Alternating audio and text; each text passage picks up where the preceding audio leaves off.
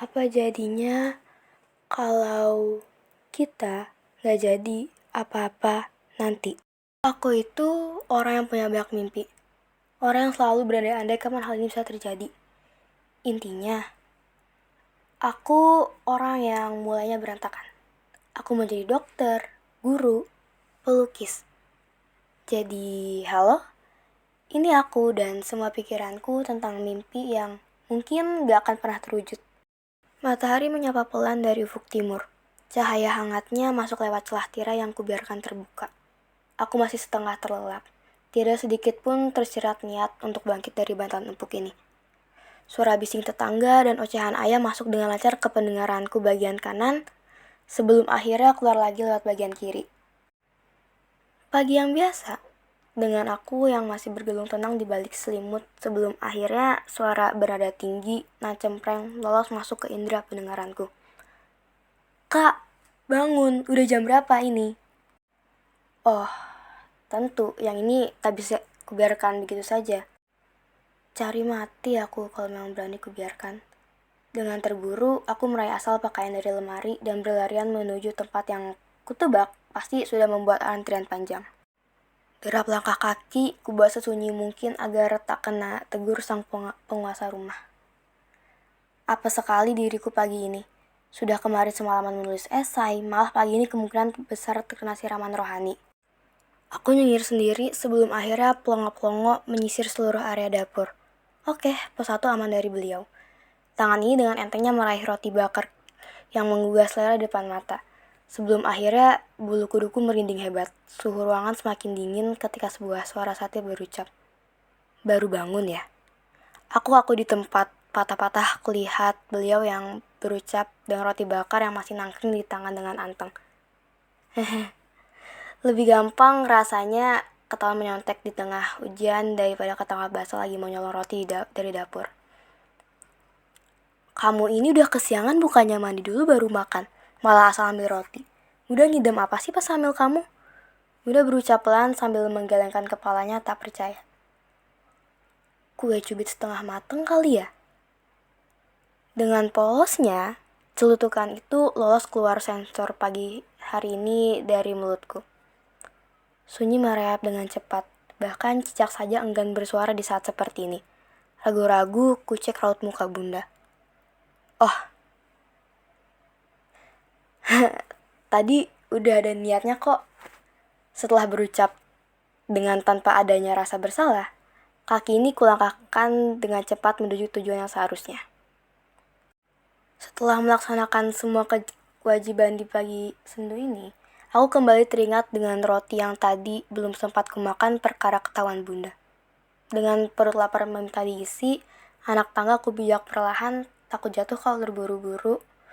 Kakiku menyusuri lantai dapur yang dingin, pelan-pelan sebelum akhirnya pandanganku jatuh ke piring penuh dengan roti bakar.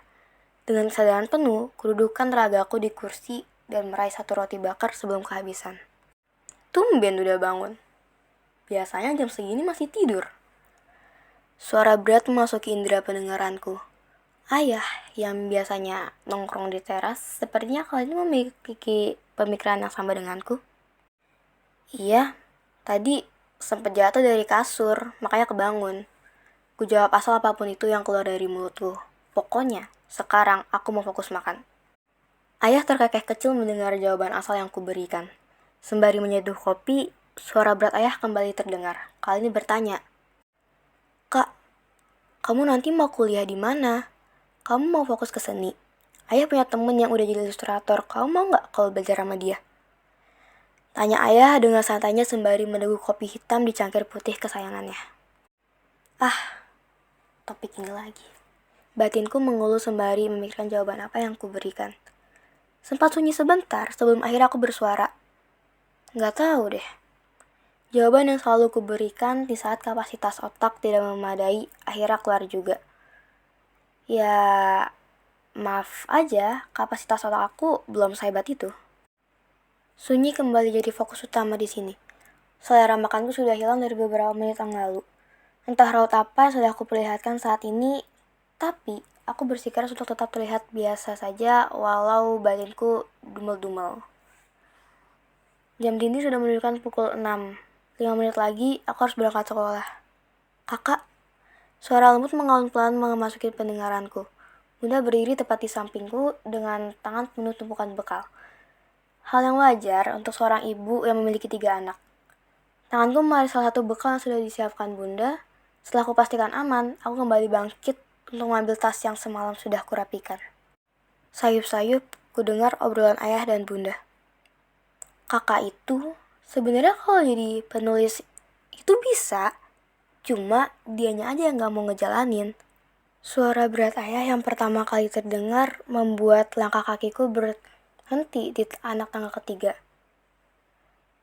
Iya, dia pinter juga kok ilustrasinya, tapi kayak kalau ditawarin nolak terus. Suara lembut Bunda membalas dengan santai. Aku memutuskan untuk melanjutkan niat awalku untuk mengambil tas. Dari tiap anak tangga yang kupijak sampai lantai kamar yang dingin, ucapan ayah bersarang di bagian paling dalam pikiranku.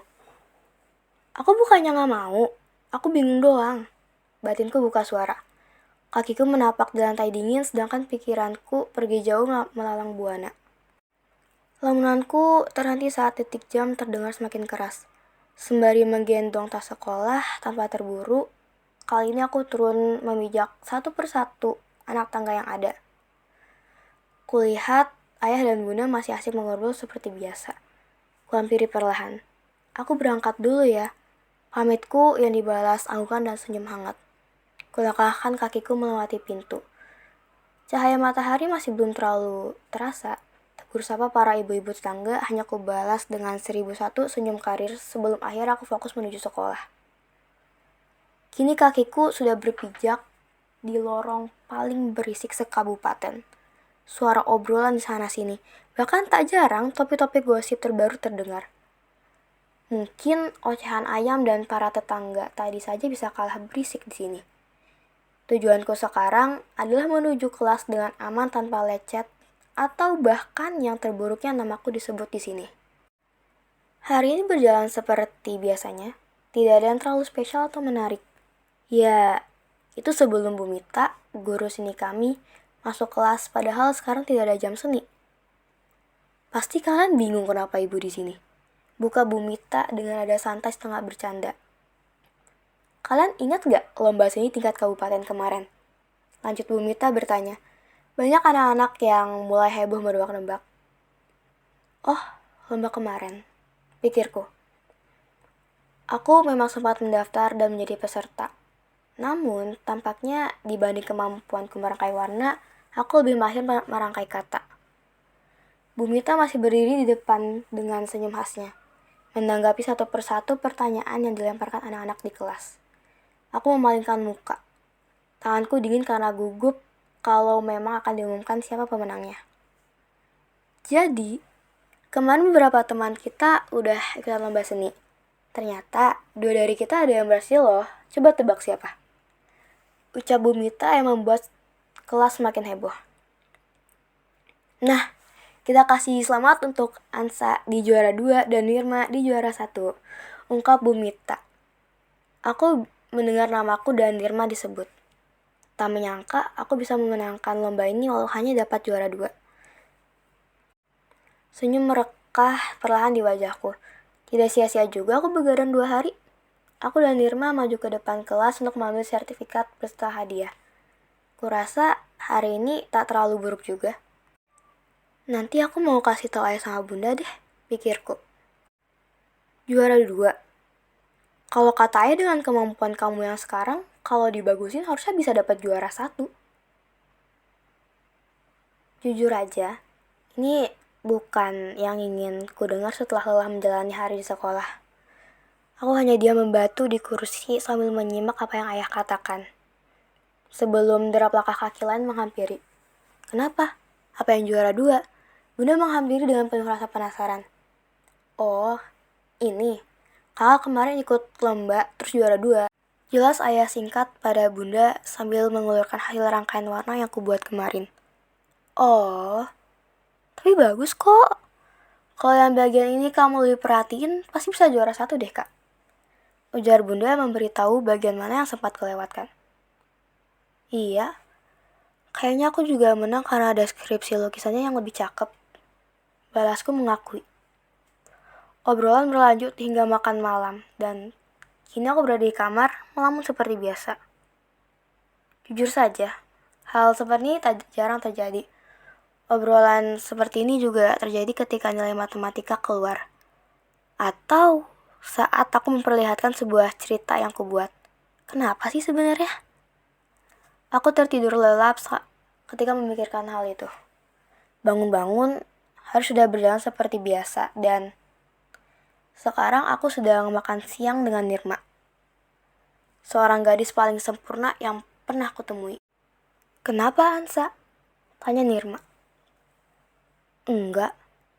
Kok kamu hebat banget sih? Bisa dapat juara 1, pintar matematika, bisa semuanya lah. Jawabku dengan lancar sambil memasukkan suap nasi. Makasih loh udah bilang gitu. Tapi sebenarnya kamu juga gak kalah pintar kok. Balas Nirma diakhiri kekehan kecil. Aku bingung mendengar balasan Nirma. Gimana maksudnya? Tanyaku. Kamu itu orang yang cepat belajar, jadi kamu juga bisa ngebalap aku. Ungkap Nirma santai. Aku melamun. Sempat terpikirkan di benakku. Apa yang selama ini aku lakuin? Kenapa mereka belum puas? Kalau aku gak ngejalanin semua ini, apa jadinya kalau aku gak jadi apa-apa nanti? Ucapku tanpa sadar. Makanya sekarang kamu lagi ngejalanin kan? Jawab Nirma dengan cepat. Aku terdiam bingung. Menyadari itu, Nirma melanjutkan ucapannya. Gak jadi apa-apa itu bukan tujuan kamu. Makanya kamu sekarang lagi ngelakuin semua yang kamu bisa kan? Jeda Nirma. Aku mencerna perlahan setiap kata yang keluar dari mulut Nirma. Mendingan kamu mulai dengan apa yang kamu bisa daripada kamu nunggu waktu untuk ngerapiin satu persatu apa mau orang ke kamu. Kadang, yang mulai berantakan lebih cepat selesai daripada yang mulai dengan patokan harus sempurna. Jelas Nirma panjang lebar. Sebelum akhirnya pamit karena dipanggil temannya. Aku melamun memikirkan kata-kata yang dilontarkan Nirma tadi.